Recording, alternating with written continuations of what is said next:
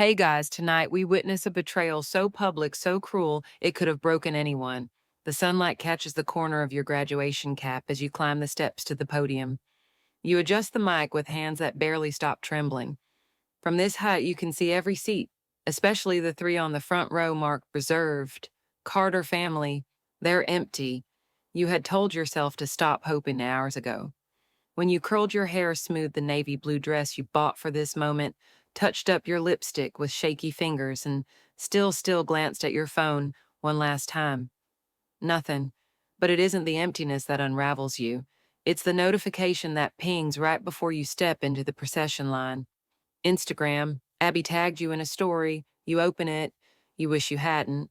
A glass of champagne clinks against another, your mother's manicured hand, your father's watch glinting in the shot.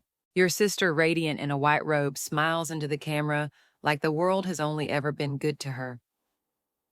Family spa day. So needed this. The timestamp reads 2:13 a.m.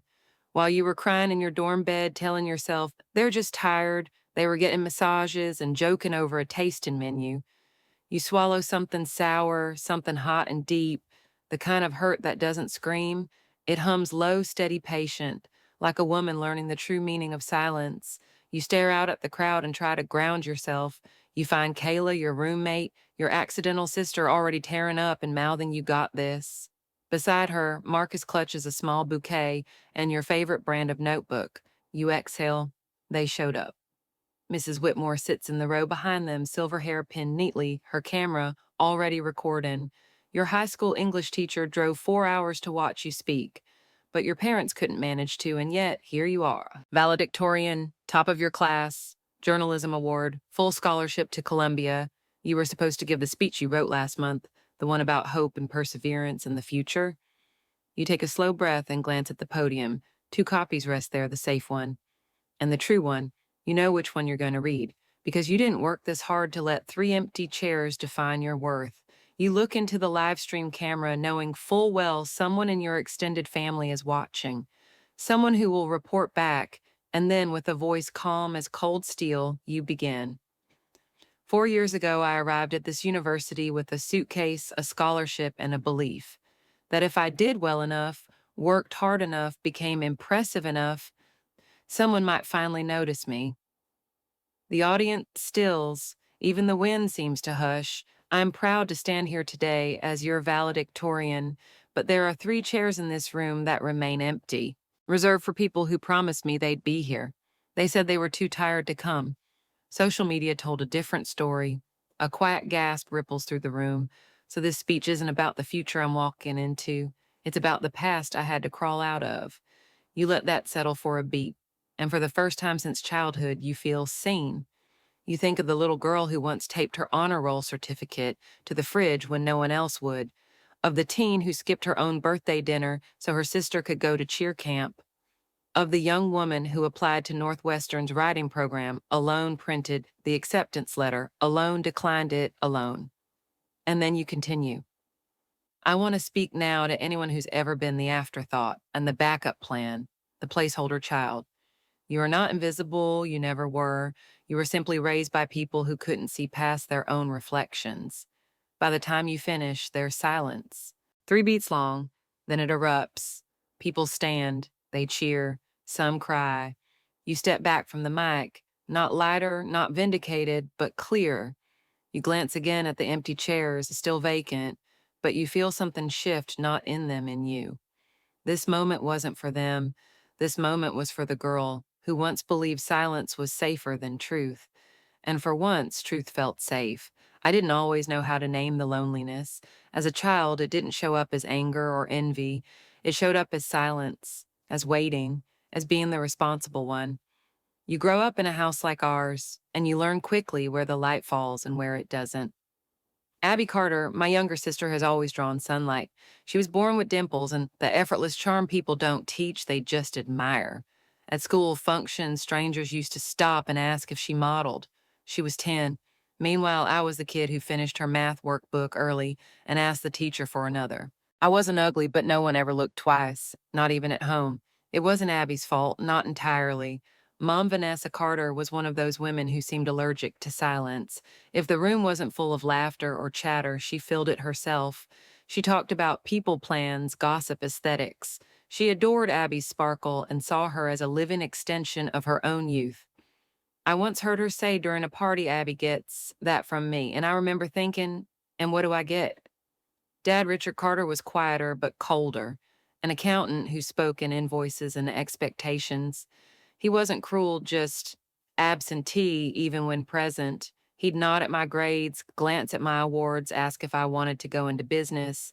I said, journalism. He said, that's not a real plan. When I was in eighth grade, I won the state writing contest. I printed the email, taped it to the fridge because no one was home to tell. That night, they came back from Abby's dance recital, which she'd joined only 3 weeks prior, and filled the kitchen with laughter, glitter, and praise. She was the star, Mom beamed, kissing Abby's cheek. I pointed to the paper on the fridge. Dad squinted. What's this? I said, I'm going to regionals. He nodded. That's nice, honey. Then turned to Abby. Did you see your mom cheering for you? I was 12. That was the night I learned to fold joy into silence. To write, not speak. To shine quietly and hope someone noticed. They didn't, but I noticed. I remembered. I recorded not to punish, but because when people like my parents pretend things were equal, someone needs to remember the truth. My 16th birthday, a bookstore gift card. Abby's a car. When I got accepted into UC Berkeley on partial scholarship, Dad said I thought you wanted to go somewhere serious like Stanford. When Abby decided to take a gap year to find herself in Europe, they paid for it: flights, hostels, wardrobe. Mom even posted a collage of Abby at the Eiffel Tower with the caption, watching my baby girl blossom. I didn't blossom, I built. And I didn't do it with their help. I had Kayla, who left little sticky notes on my drawer every finals week. You are not what they failed to see. I had Marcus, who once walked 3 miles to get me my favorite soup when I had strep. I had Mrs. Whitmore, who used to sneak me novels during lunch and once told me after class, some women are raised to be background music. You, Rachel, were born to be the whole damn poem. But still I checked my phone every Sunday. Still I sent photos of my grades. Still I called every birthday, every anniversary, hoping that one day they'd say it first. We're proud of you. They never did, but I kept going, like a lighthouse with no ships in sight, shining anyway, writing anyway, showing up anyway, until that night, the call when Dad said they were too tired. And the next morning, when Abby's spa photo taught me everything I needed to know, it wasn't tiredness, it was choice. They didn't forget me, they just chose her. You begin to understand the nature of grief when you realize it doesn't always come after death. Sometimes it comes after patterns, after birthdays, after holidays, after the 7th time someone says they forgot. I learned that slowly, like peeling wallpaper, one layer of disappointment at a time. The house I grew up in looked perfect from the outside. White porch, a treehouse Dad built with more care than he ever gave my college essays. Mom's rose garden that won neighborhood awards. Abby's posters in the front window, Homecoming Queen campaign, slogans printed in glitter. My room was in the back, it always was. People loved our family, they loved the idea of us. Vanessa and Richard Carter respected, polished, Abby the star, me the quiet one. It was a neat image until you tilted it sideways and saw what was missing. I remember one Thanksgiving. I was 15. I had just won a school-wide debate championship. A teacher pulled Mom aside at the grocery store and said, "You must be so proud of Rachel." Mom smiled, but her voice dropped to a whisper. "We're actually flying to New York that weekend for Abby's audition. She's been working so hard." I hadn't told her about the debate, not out of spite, just instinct. Some things were safer kept small. But that didn't mean I didn't care. That night I wrote about it in my journal. Then I folded the page and tucked it under my pillow. I thought maybe someday someone would find it and say, this mattered. That was how most of my childhood felt, like leaving evidence, hoping one day someone would discover it and understand that I was there too. Abby and I weren't enemies. She never mocked me or bullied me, but she also never noticed the way our parents tilted the room toward her. Why would she? The spotlight doesn't teach you to look for shadows. When I left for college, I thought distance might soften the edges. 4 hours away, a campus where no one knew Abby, a dorm room where I could be the only daughter. And for a while, it worked. Kayla and I bonded instantly. She came from a big Vietnamese American family. Her mom called every night to ask what she had for dinner. Her dad sent care packages of dried mango and mint tea. When I told her my parents only called once a month, she blinked. Just once, I shrugged. They're busy. Kayla didn't press, but that night she stuck a note to my lamp. It read, "You are worth checking on."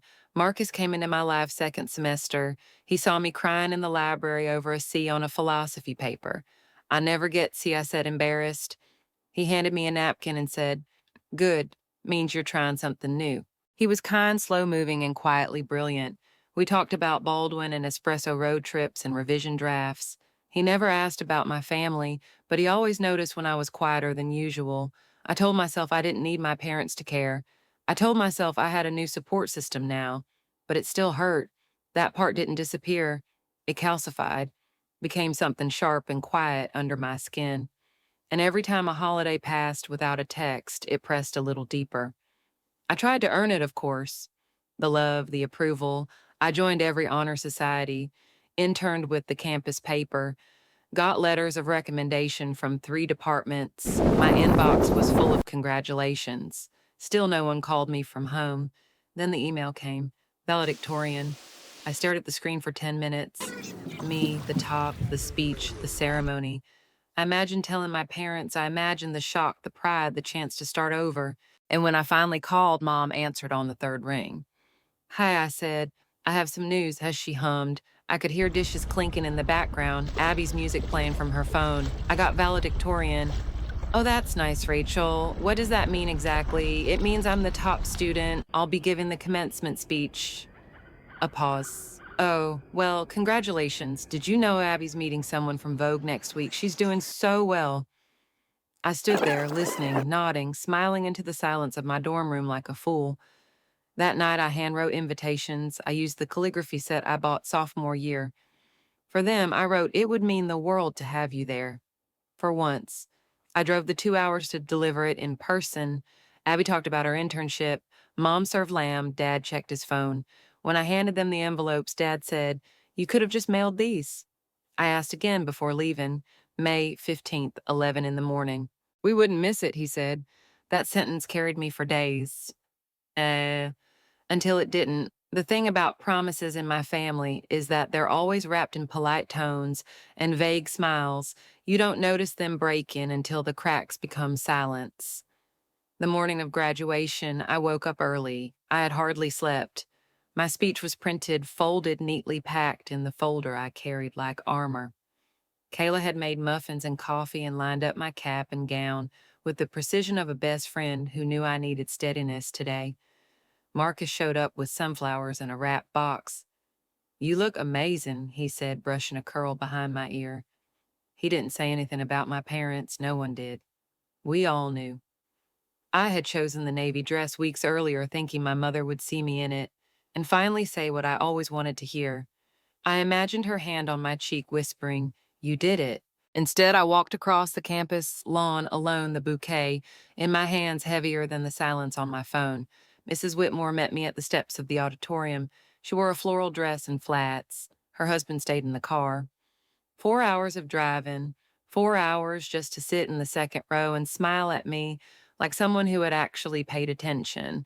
She gave me a small velvet box. Inside was a silver pen, antique and delicate. "It belonged to my grandmother," she said. "She was a journalist when women weren't supposed to be. You remind me of her." I blinked hard. I could not cry now. We walked in together, the faculty lined up, the crowd filtered in. I scanned the audience once, twice, then again, not because I didn't believe it, but because some part of me still hoped I was wrong. The 3 reserved chairs in the front row were empty, not delayed, not mistakenly moved. Empty. It was then I opened my phone and saw the photos, Abby's Instagram story. A boomerang of her clinking glasses with Mom and Dad at some spa restaurant I knew all too well, their favorite in downtown Palo Alto. The caption, "Family Spa Day." So needed this. The timestamp was from hours ago. Not exhaustion, not forgetfulness. Celebration, just without me. That kind of lie doesn't stab, it dissolves, it eats slowly. A betrayal so casual, so complete, you almost admire its efficiency. I showed the screen to Kayla without a word. Her eyes flared with outrage. Marcus stood still, his jaw tight. Call them out, Kayla said. Say it from the stage, Marcus said. Only if you're sure. I wasn't sure. I was angry, and beneath that, exhausted, but I also knew one thing: I could not stand there and pretend. So I printed a new version of my speech. It wasn't angry, it wasn't dramatic, it was honest. I wrote about the girl who did everything right and still came second. I wrote about conditional love and the quiet damage it causes. I wrote until the sun rose and the paper ink dried under my hands. The ceremony was long. The president spoke, the dean introduced awards. I sat still, the folder heavy on my lap, my hands sweaty, my stomach hollow. Then I heard my name. Valedictorian, Rachel Carter, Journalism Award, acceptance to Columbia, applause. I stood, walked, climbed, faced them. The auditorium was full, families cheering, parents clutching phones, little siblings clapping, and those 3 empty chairs in the front row. I took a breath, opened the folder, and chose the version I had written in the dark. 4 years ago, I came here hoping if I worked hard enough, someone might finally see me. Heads turned, silence sharpened. I was the top of my class. I am proud of what I've done. But I've also learned that recognition means little when the people who matter most choose not to show up. A few in the crowd shifted uncomfortably. Others leaned forward. I told them the truth, that my family was not there, that they told me they were tired, and that social media told a different story, that being invisible doesn't end when you grow up. It just changes shape. I finished with a line I hadn't planned.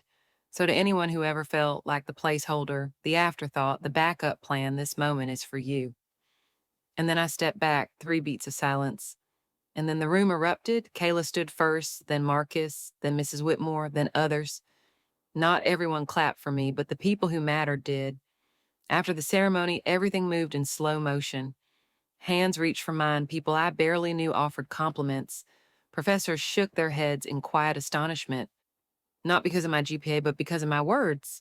One classmate whispered, "You said what I've always wanted to say to my father," Mrs. Whitmore cried openly as she hugged me. "That was brave," she whispered. "You didn't just graduate, Rachel. You arrived." I nodded, but I couldn't feel any of it. The applause still echoed in my bones, but the truth was I wasn't proud. I was numb. A speech, no matter how honest, doesn't undo a childhood of being looked through. We went to lunch, Kayla, Marcus, Mrs. Whitmore, and I. An Italian place near campus. They ordered sparkle and cider and toasted to me. But I couldn't taste anything. The pasta felt like cotton. Marcus held my hand the entire meal. I didn't say much. I kept thinking about those chairs. Empty, unapologetically empty. And the images, champagne white robes, the caption, family spa day. Family. I left my diploma cover back at the auditorium, so I excused myself and walked back alone. The place was nearly deserted. Streamers still fluttered. Folding chairs half stacked. I found my seat, the folder underneath, forgotten, but I wasn't alone. When I turned, I saw Abby leaning against the doorway, arms crossed, designer jeans, perfectly styled hair, flawless makeup. She looked like someone who had been pampered all morning, and she had, but her face was pale. Her lips were trembling. I didn't say anything. Neither did she. Then she broke the silence. "We drove 4 hours to find you," she said. "Mom and Dad are at your dorm. They're furious." I blinked. At first, I didn't understand. "You embarrassed them," she continued. Mom was crying. "You ruined the weekend," I almost laughed. "Ruined the weekend." The words sounded foreign, small, trivial. I stood there holding my diploma cover, staring at my sister. "You know what ruined the weekend?" Abby, I said, voice cold. "The fact that they chose not to come. The fact that they lied. The fact that they pretended to be too tired while planning a whole weekend around you." Again, Abby opened her mouth defensive, but I didn't let her speak. "Do you know what it's like to print your speech alone? To sit in a gown you bought with your own money? To watch 3 chairs stay empty while strangers clap for you?" She looked away. I showed her the screenshots, her own Instagram story, the robe, the champagne. She swallowed. "They didn't tell me they weren't going," she whispered. "They just said they needed a family weekend." I stared at her. The word hovered between us like smoke. Family. She sat on a nearby chair slowly, as if her body had lost its balance. Her voice softened. They always made it seem like you didn't want to be part of things, like you were happier alone with your books, your essays.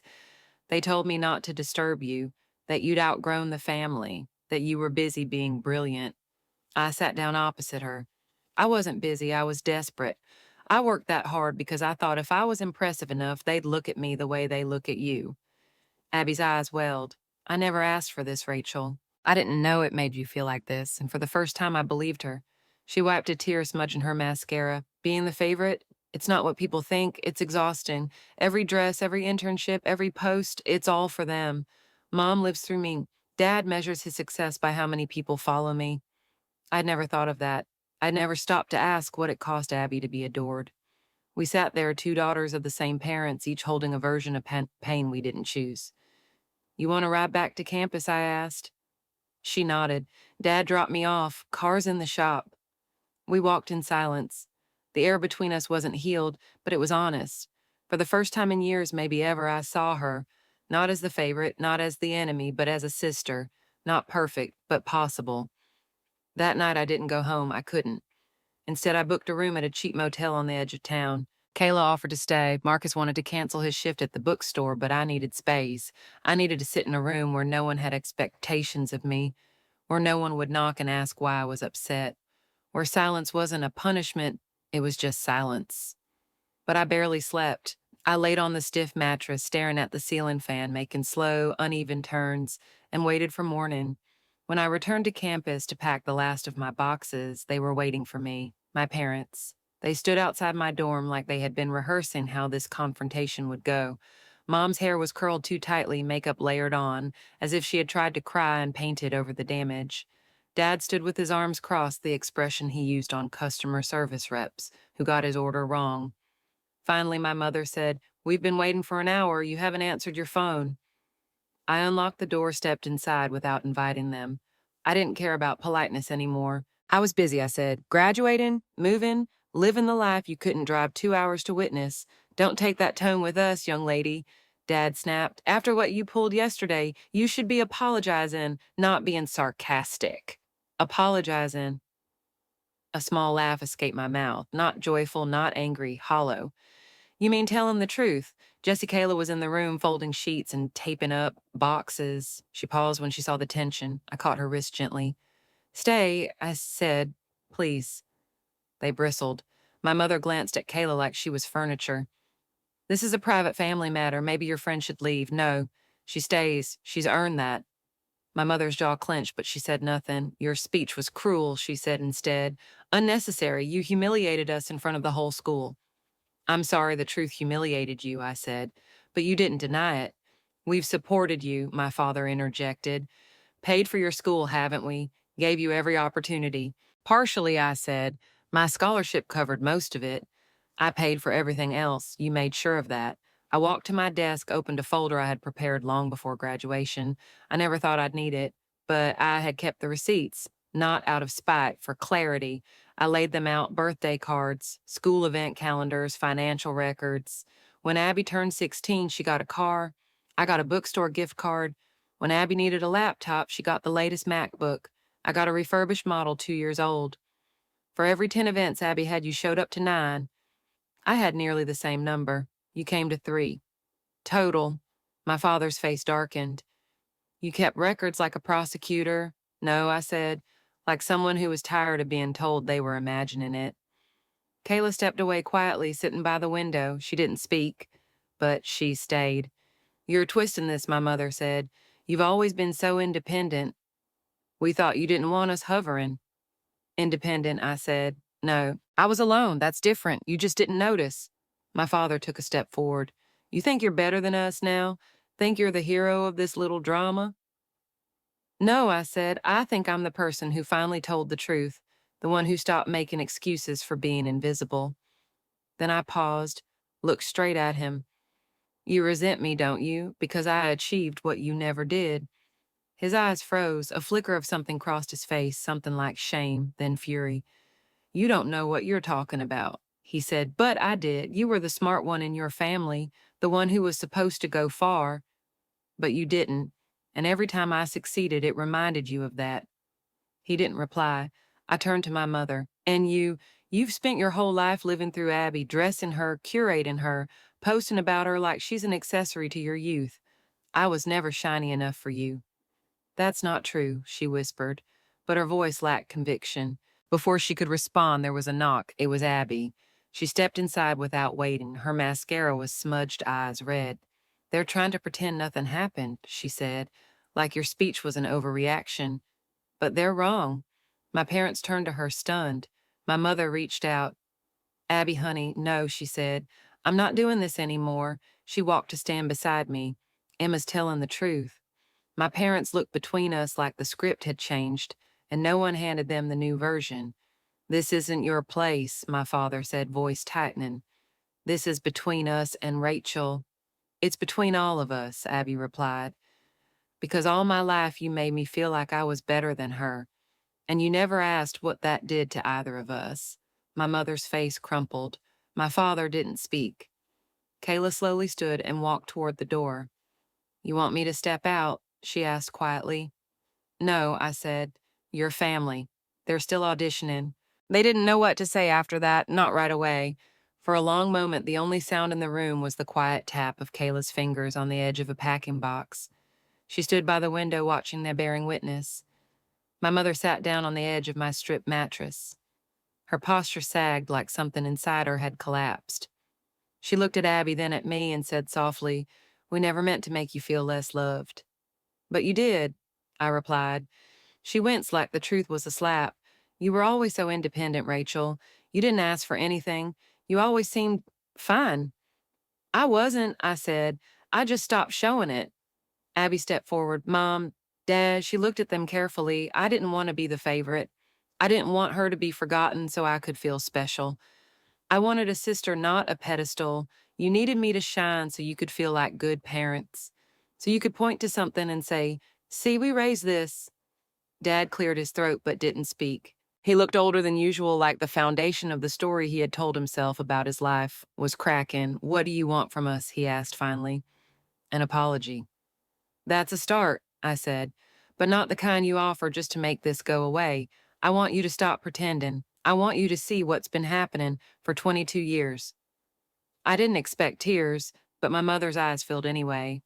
I see it now, she said, not all of it, not the way you see it, but I see the space where I should have stood. Her voice trembled. I see the empty chair. It wasn't a perfect moment. It didn't fix anything, but it cracked something open. Dad rubbed his face and muttered, I guess we weren't as careful as we thought. You weren't careful at all, Abby said. You just assumed we'd never speak up.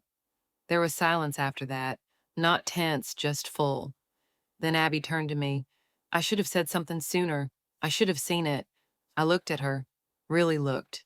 For the first time, I wasn't seeing the girl who always got the better end of things. I was seeing someone who'd been carrying expectations so heavy she had to smile to keep from sinking. It wasn't your job to fix them, I said. Maybe not, she said. But it was my job to stand beside you. I didn't do that. Until now. We both sat down on the edge of the bed, shoulder to shoulder. The irony wasn't lost on me, two girls grown in the same house, finally talking like adults when the walls had nearly pushed us apart forever. Kayla gently closed a box and slipped out, leaving us in the thick of our shared silence. Mom and Dad stood awkwardly near the door. We'll think about everything you said, Mom whispered. Maybe we can all talk again. Soon. I nodded, not in forgiveness, in acknowledgement. They left with slow steps as if the hallway itself felt heavier. When the door clicked shut, Abby let out a breath she'd been holding. That was intense, she said. I gave her a sideways glance. Understatement of the year. We sat there a while longer talking in fragments, about college, about New York, about how neither of us had been prepared for how complicated love could be when it was withheld, or conditional or loaded with approval disguised as attention. I told her about the offer from the magazine in Brooklyn. She smiled. You're really leaving. Nah, and I'm thinking about it too, she said. There's a job opening at a fashion firm 10 blocks from your new place. I looked at her. We could have lunch sometimes, not to compete, just lunch. She doubted, I'd like that, and somehow it felt like something real was beginning, not because we fixed everything, but because we stopped pretending.